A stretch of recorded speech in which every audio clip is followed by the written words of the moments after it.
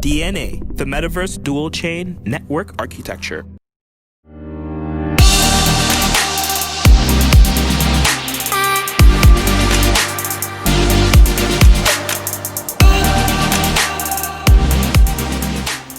Hi, I'm Alex Lightman. This is the Lightman Report, and we're going to talk about part 2 of loans and lending, past, present, and future.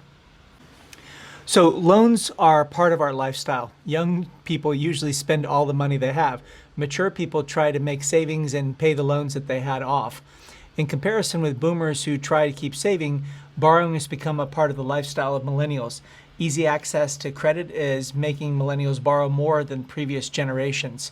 64% of demand for credit is from younger millennials, individuals between 21 and 30 years of age, while demand from older millennials is only 36% of the total, which shows that more individuals who just entered the workforce are opting for these new digital short-term loans for cars, education especially. And we'll see those numbers in a second. Lending is a really big business. Basically, banks lend money to customers at a higher rate than they pay to depositors or than they themselves borrow it at. The difference is known as the margin or the turn. It's kept by the bank. If a bank pays 1% interest on deposits, they may charge 6% interest on loans. Credit cards carry one of the most profitable types of lending, and interest rates can be 25–30% on some credit cards. The lending market before coronavirus. The loan market provides fundings for U.S. corporations and pays investors an interest rate often tied to the LIBOR, or London Interbank Offered Rate, for the privilege of borrowing. And it was just a market of about $500 billion in December 2010, which is just, less than 10 years ago. And the average loan bills bounced back from a low of 62.8 during the financial crisis, but we're still at about 96.61. And if we look ahead to December of last year, the size of the leveraged loan market has doubled to 1.2 trillion. And we see this massive explosion of the loan market growing at a 123 compound annual growth rate from 2010 to 2014, and to a 51% compound annual growth rate between 2014 and 2020. And we see a huge growth in China, that big green part of the column, and also a pretty big growth in the United States, with smaller growth in Australia and the UK. So we have this endless emission of credit and debt accumulation, and that's turned into a threat of the world economy. And fiscal stimulus in advanced economies has led to record levels of public debt. And it's combined with the current recession, some say depression, may create a currency and banking crisis. So this combined with the current recession may create a currency and banking crisis, might even result in changing of the reserve currency status of the US dollar. And this can trigger a longer recession or even a depression in the global economy. And we can see that debt as a percentage of GDP has increased from about 70% in 2002 to well over 100% in the advanced economies, and while it's gone down in the emerging and developed economies because they've been sending in more money. Basically, they've been getting less credit, and they're still having to pay it back. And they pay it back in loans to China through ports and harbors and mineral rights and so on. We've hit a new peak in consumer debt. Total U.S. consumer debt levels are higher than in 2008, which was the previous peak, and they're hitting pretty high numbers now, though Americans have really doubled down on their savings rates to the extent that they can save, employed Americans at least. What we're going to see in the future is the increased digitalization or digitization of lending. Digital lending is a relatively new and emerging area in the field of lending, and lending through digital platforms gain momentum as a result of employing new technologies, new credit scoring algorithms, and a more inclusive approach. Basically, more people can get loans. Governments often subsidize that.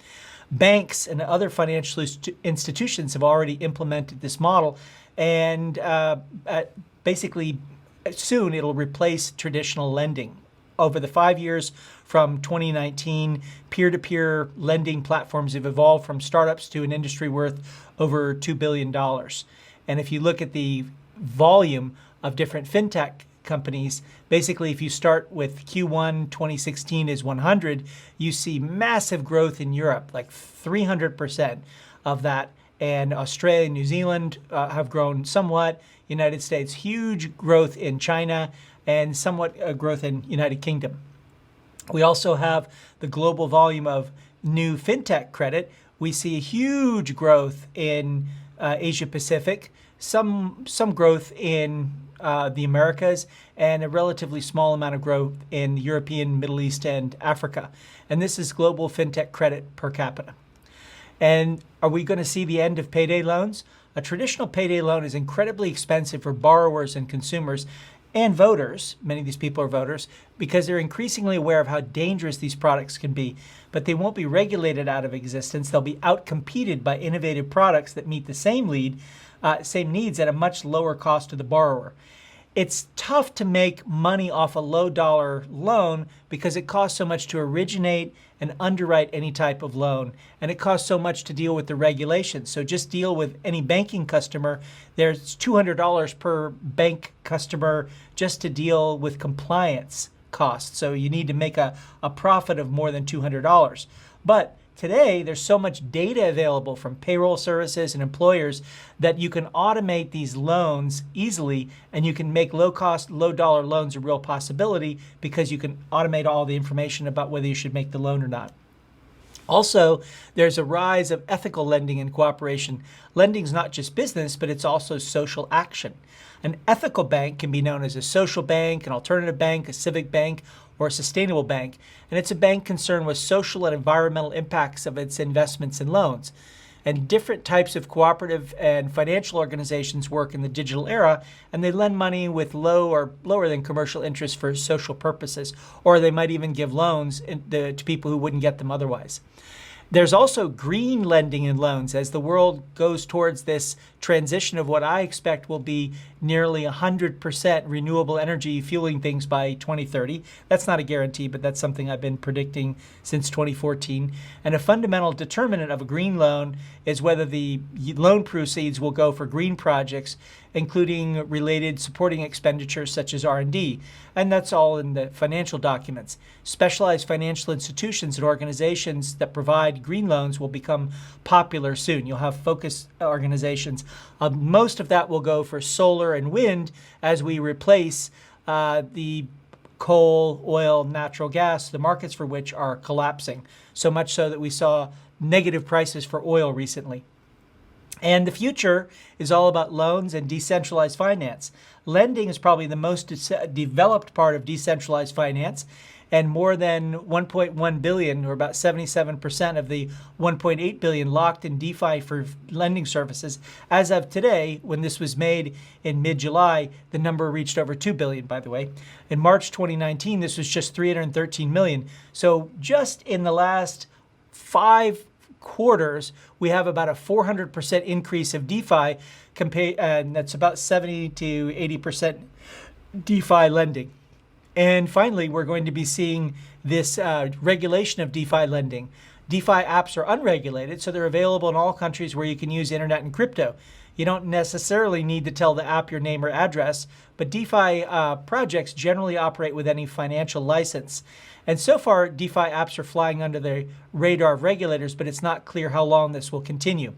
If governments introduce obligatory registration as financial institutions for DeFi and require this, this could endanger the whole decentralized business model. So we'll have to see how that all works out. And in the future, we're going to see that DeFi expands the lending market. DeFi has a real chance to eat traditional finance. Crypto-backed loans are reviving peer-to-peer lending and removing third-party and reducing costs. Part of the original intent from Satoshi Nakamoto in his Halloween 2008 Bitcoin is electronic cash white paper that kicked off all the crypto movement. And crypto-backed loans are simple. You only need to have crypto as collateral. A lot of people do, maybe 50 million or so. And you don't need to provide any personal or financial information. The loan is instant or automatic, though, I mean, most governments require know your customer, basically KYC and anti-money laundering. This can be automated, but the growth of many different organizations, including some of the more famous exchange, happened because they didn't require KYC and AML, and they're still around. They haven't been shut down. So DeFi borrowing rates can vary from 2% to over 20%, depending on the asset.